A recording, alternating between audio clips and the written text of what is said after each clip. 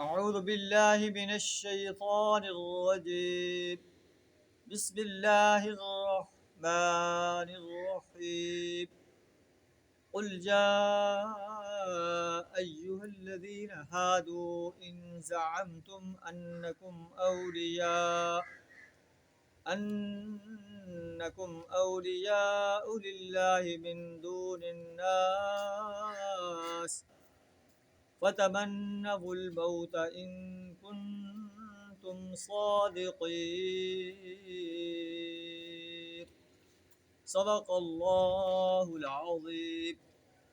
سورہ الجمعہ آیت نمبر 6 آپ کے سامنے تلاوت کی ہے، جس کا ترجمہ کچھ اس طرح ہے: اے نبی صلی اللہ علیہ وسلم، ان لوگوں سے کہو جو یہودی ہو گئے ہیں، ان زعمتم انکم اولیاء للہ، اگر تمہیں یہ گھمنڈ ہے کہ تم باقی سب لوگوں کو چھوڑ کر بس تم ہی اللہ کے چہیتے ہو، فتمنوا الموت، تو موت کی تمنا کرو، ان کنتم صادقین، اگر تم اپنے اس زعم میں سچے ہو کہ تم اللہ کے چہیتے ہو.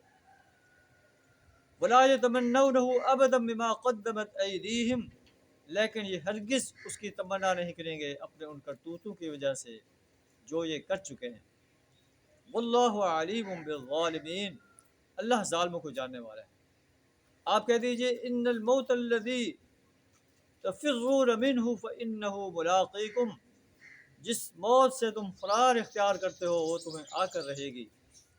ثم تردون الی عالم الغیب والشہادہ، پھر تمہیں اس اللہ کے سامنے پیش کیا جائے گا جو غیب اور حاضر کا جاننے والا ہے. فینبئکم بما کنتم تعملون، پھر وہ تمہیں بتائے گا کہ تم دنیا کے اندر کیا کرتے رہے. یہ بات جس طرح یہود کو کی جا رہی ہے، اس طرح ہم بھی اپنے بارے میں سوچیں کہ ہم جو اپنے آپ کو حامل قرآن کہتے ہیں، ہم قرآن پر کس حد تک عمل پیرا ہے. ہم جو اپنے آپ کو سچا مسلم کہتے ہیں، کیا ہم فرقوں میں تو نہیں بٹ گئے؟ انہیں بھی جو یہودی بن گئے ہیں، انہیں مسلم قرار دیا گیا تھا لیکن یہودی بن گئے.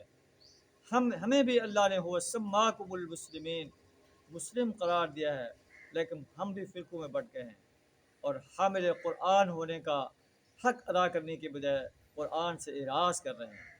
اللہ سے دعا تعالی ہمیں حامل قرآن ہونے کا حق ادا کرنے کی توفیق کی جرأت عطا فرمائے.